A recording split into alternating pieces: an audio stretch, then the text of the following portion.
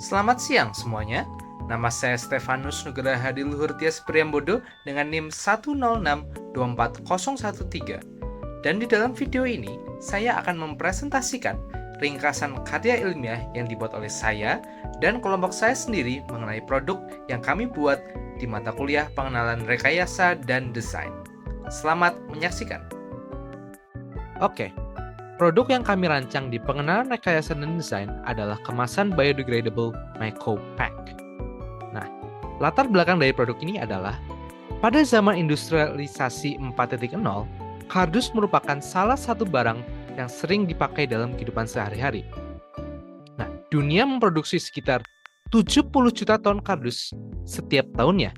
Nah, kardus ini dipakai sebagai kemasan makanan atau kemasan untuk mengirim barang, bahkan sampai untuk membuat seni. Nah, oleh karena itu, karena ini sering digunakan, kardus menyumbang sekitar 17% pada sampah global. Hal ini menyebabkan kardus menjadi salah satu penyumbang limbah di dunia ini. Nah, meskipun kardus dapat terurai secara alami, proses ini memerlukan waktu yang relatif lama, sekitar 5 bulan, sehingga kardus seringkali menumpuk di tempat sampah atau di tempat pembuangan dan lain-lain. Oleh karena itu, kita memerlukan alternatif lain, karena jika tidak diatasi, polutan ini bisa memiliki dampak yang buruk untuk bumi ini. Oleh karena itu, kami merancang MyCoPack. Karena MyCoPack sendiri memiliki dua kelebihan. Yang pertama adalah MyCoPack dapat mempercepat penguraian kardus, dan yang kedua, MyCoPack dapat membantu penguraian sampah organik lainnya. Oke, sekarang ke teori dasar. Apa sih kemasan ramah lingkungan itu?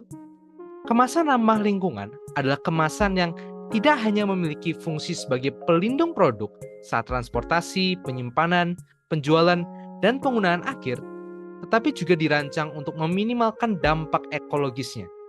Jadi, tidak hanya melindungi produk, tetapi juga melindungi lingkungan dari efek buruknya.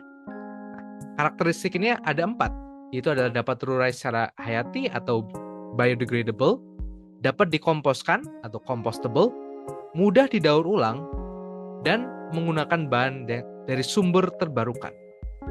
Nah, sekarang apa itu kardus? Kardus merupakan salah satu jenis kemasan yang paling sering digunakan oleh manusia.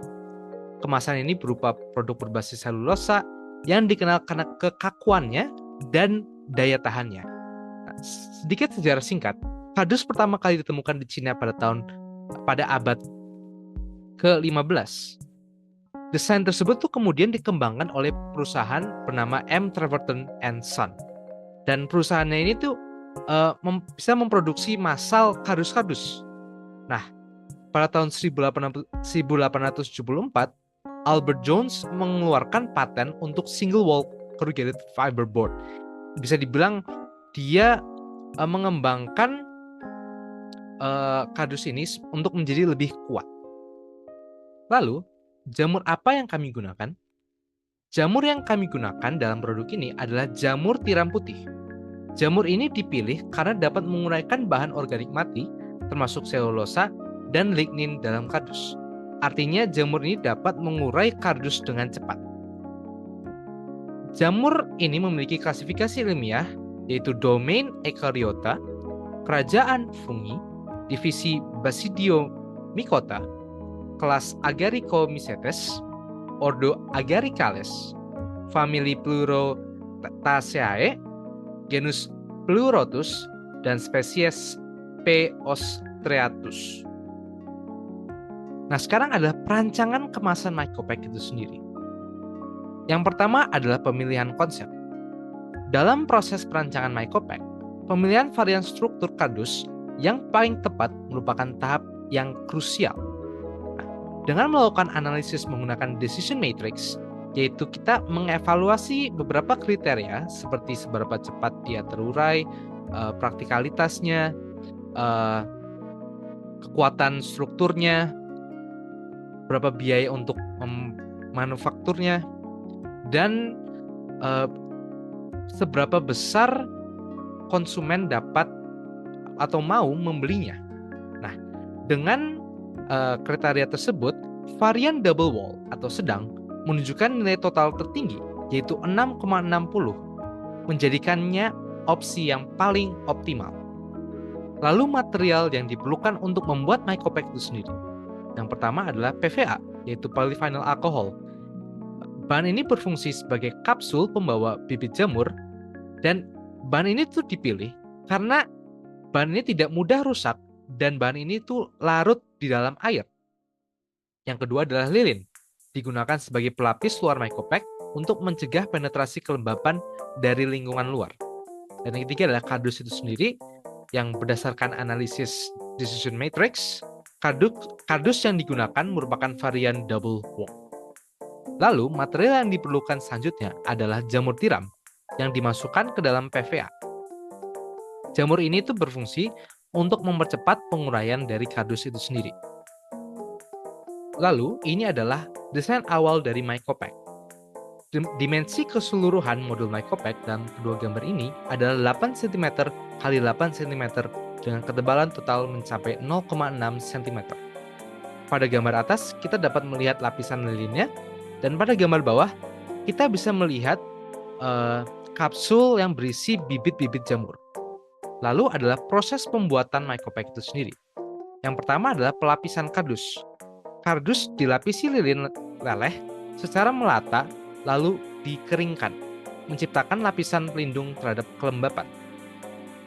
Yang kedua adalah pembuatan kapsul PVA.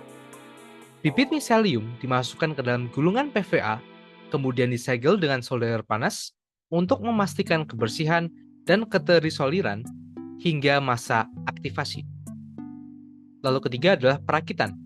Semua komponen disusun secara bertumpuk tanpa penggunaan perekat tambahan agar seluruh sistem dapat terurai secara total setelah masa pakai berakhir. Lalu uji coba dan hasil. Untuk mengetahui seberapa efektif mycopac, kami menggunakan 3 eksperimen. 2 eksperimen menggunakan kardus mycopac dan 1 eksperimen menggunakan kardus biasa sebagai kontrol. Kardus-kardus tersebut kami masukkan ke dalam kontainer plastik yang di dalamnya sudah ada tanah dengan ketinggian 1,5 cm. Dan kontainer tersebut sudah kami lubangi agar udara bisa masuk. Kemudian, pada tanah kering dengan kardus biasa, tidak ada tanda pertumbuhan jamur atau degradasi. Lalu, pada tanah basah dan kardus mycopac kering, jamur tuh tidak tumbuh dengan cepat sehingga degradasi kardus tidak efektif.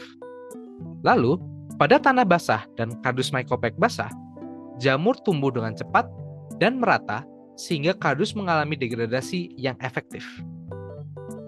Lalu tantangan yang kami hadapi dalam pembuatan mycopac. Kualitas kardus itu tidak konsisten dan kardus mycopac memiliki ketergantungan pada kelembapan. Tetapi keunggulannya adalah mycopac mempercepat penguraian kardus dan membantu penguraian sampah lainnya. Lalu di sini ada tabel estimasi harga material dengan harga total Rp136.760. Dan yang terakhir adalah kesimpulan dari presentasi ini. Berdasarkan hasil penelitian mengenai perancangan kemasan biodegradable mycopac berbasis miselium sebagai alternatif pengganti kardus sekali pakai, dapat disimpulkan bahwa mycopac merupakan solusi inovatif yang menjanjikan dalam mengatasi permasalahan limbah kemasan yang sulit terurai. Sekian hasil presentasi saya. Terima kasih telah menyaksikan.